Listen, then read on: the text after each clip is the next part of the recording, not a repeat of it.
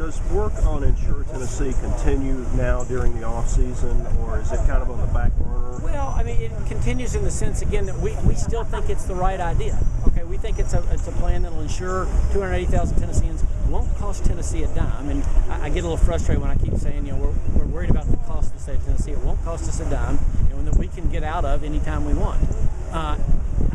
So in that sense, we continue to think it's the right idea. Obviously, we have to do something to help change the impression of the legislature. But so we're going to continue to have those discussions and look to see, are there things we can do in the program that Washington will let us do that we can change. The Vanderbilt poll this week also shows that the gas tax had very low sort of support. It's early and it's the way you frame it and all that stuff. But do you find it ironic that perhaps some 25% support has a better chance of passing legislation than something with 65%? Of course, we don't know. You don't know that it does. Yeah, we'll have to see. I mean, that's one of the things. I mean, I think any poll you look at, we're talking about increasing taxes, is going to show fairly low approval rates. That other than the cigarette tax, sometimes shows will show a fairly high approval rate. But anything's hard. I think that's part of what we're going to spend time is trying to help quantify what the need is. Here's what the cost will be.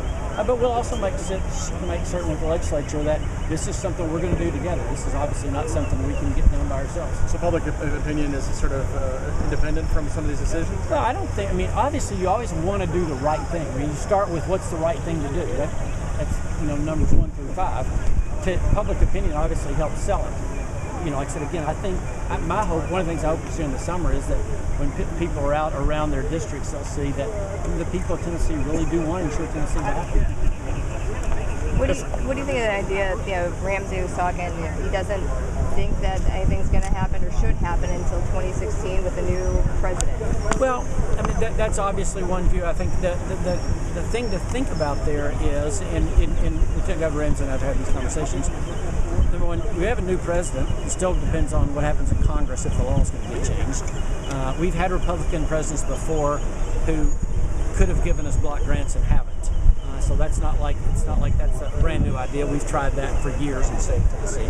And I think one of the things that I want us to show is if we got a block grant, it would look really similar to Insure Tennessee. Not exactly. We would do more. I want to be really clear. We would do more if we had a block grant. But if we got a block grant, it would look relatively similar